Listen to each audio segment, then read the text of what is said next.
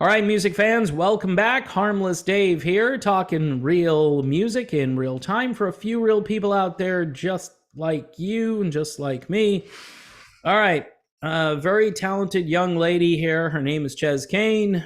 This is her debut album. She also has a newer release entitled Power Zone.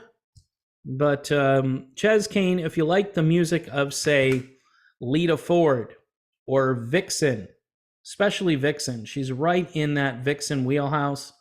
Also, maybe some vintage Pat Benatar in there, like the Crimes of Passion,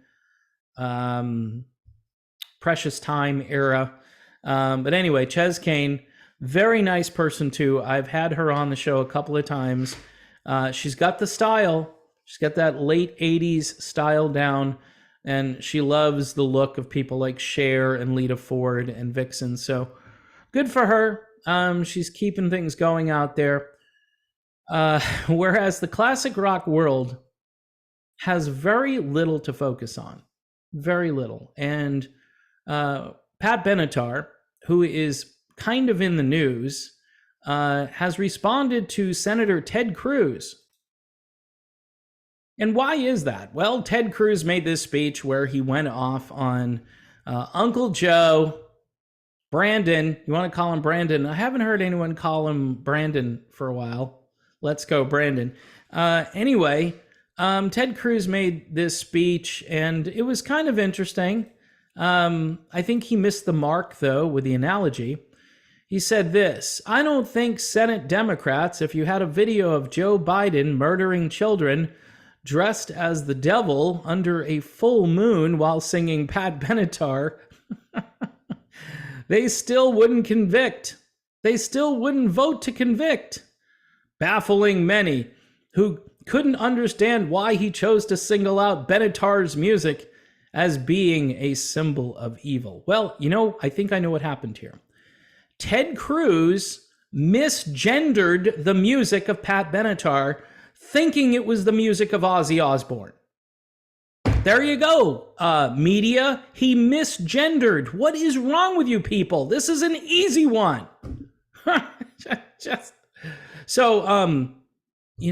This is such breaking news in the classic rock world. Folks, the classic rock world, the iHeart radio media industrial complex, this is a sad space right now. It is a sad space that has very little to talk about. A lot of new bands releasing material that could fit the mold. Bands from Sweden, bands even from the United States, bands from Germany, bands from Norway. And what do? We got to go after Senator Ted Cruz, who really messed up. Ted Cruz. This is baffling. Ted, explain yourself. Why Pat Benatar? So Benatar and Giraldo had to respond to this. They had to. Oh my goodness. So there'd be at least one headline today. They took to Facebook, where so many of us still reside, because Facebook, folks, if you're trying to find me on Facebook, don't send me a friend request, please, on Facebook. Just please don't do it. Don't.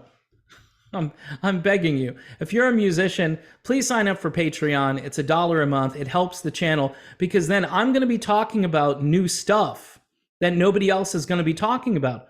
So it's worth the $1 a month to go back and forth and say, hey, I've got some new material here. I'd love to get it to you. What do you think?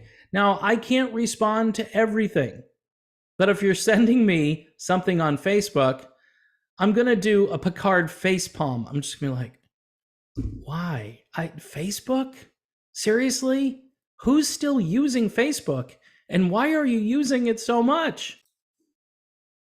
Well, I like to take pictures of my food and show it to people. The other night I made this killer lasagna.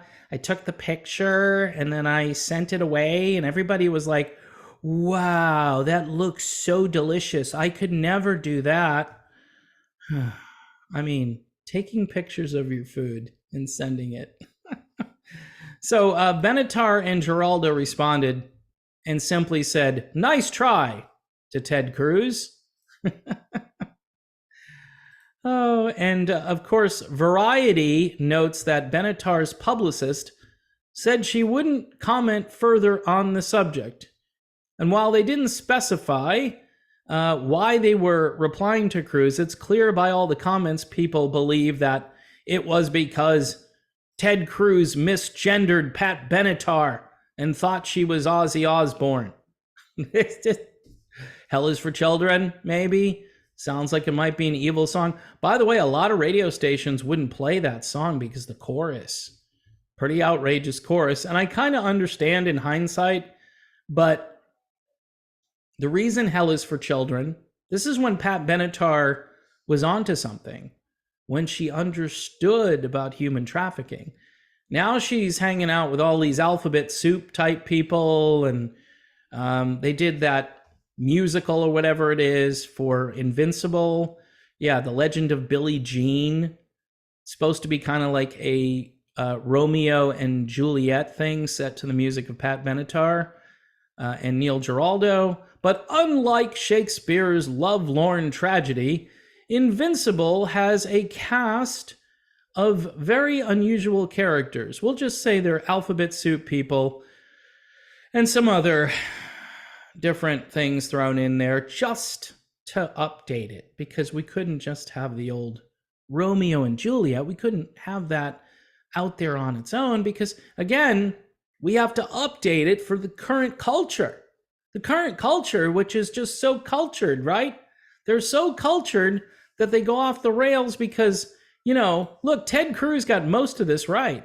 If he had just put in Ozzy Osbourne or Black Sabbath or some other band. And by the way, like Ted Cruz, here's the thing about Ted Cruz.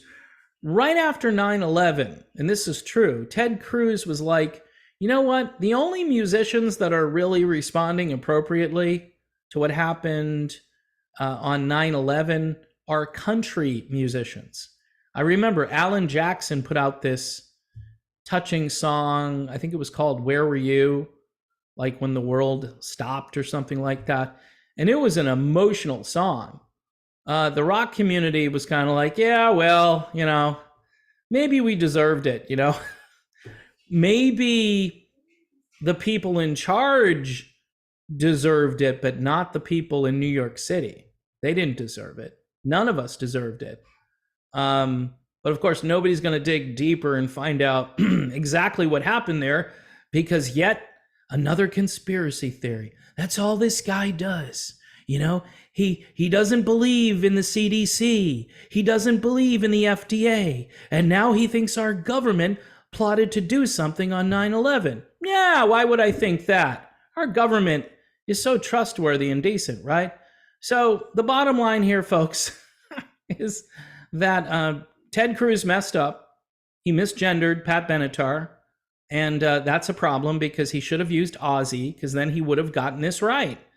And then, of course, you still would have had the media rushing to Ozzy. I'm kind of kidding around about Ozzy a little bit. I mean, look, some of this stuff, when you listened to it, in the back of your mind, you were like, I don't know if I should be listening to this, but the music's really cool. And look at those costumes. And look at those guitars. And this is just me doing the whole stream of consciousness thing.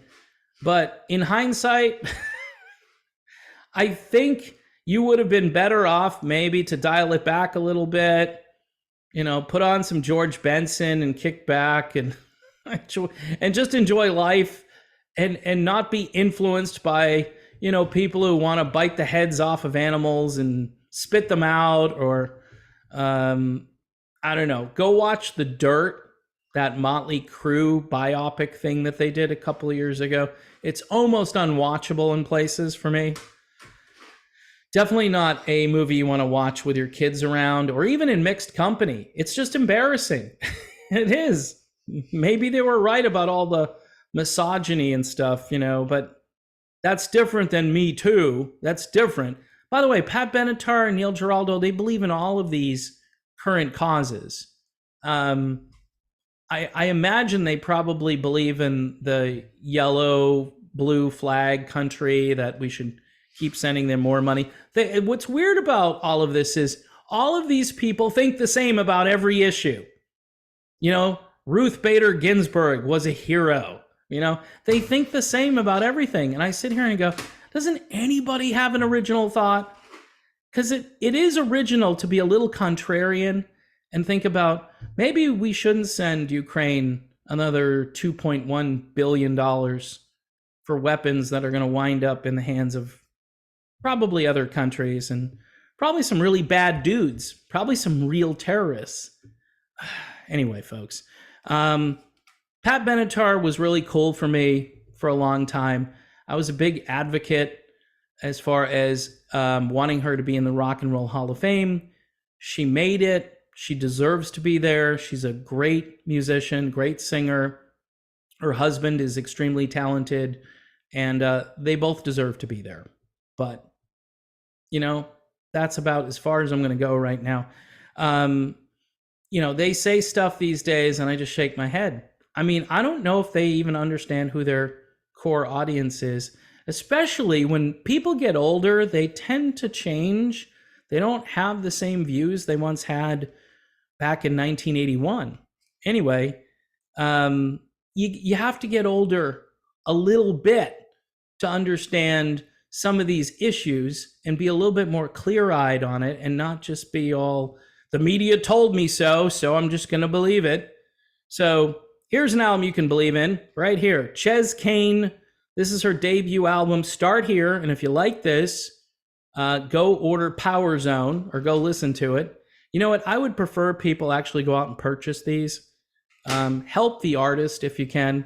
Also, if you want to hear new stuff by classic artists, you should really check out Modern Retro Radio, modernretrofm.com, a great radio station with really great people you can support because they're not crazy. They're normal people. So yeah, I know them. And like I say, they are onto what's happening in the world, and their programming, I think, reflects a better worldview, not this iHeart media industrial complex, which just so worried. What's Pat Benatar going to say to Ted Cruz? Ted Cruz, stop misgendering, Ted Cruz. It's Ozzy Osbourne. Get your analogies straightened out, buddy. I mean, if you're going to use the evil music analogy, there's plenty to choose from. Pat Benatar does not belong there, buddy. All right? Okay, we got this crisis resolved. It's done. I've made the definitive statement on it. God bless you all. God bless America. But more importantly, people, God save America. I will see you soon.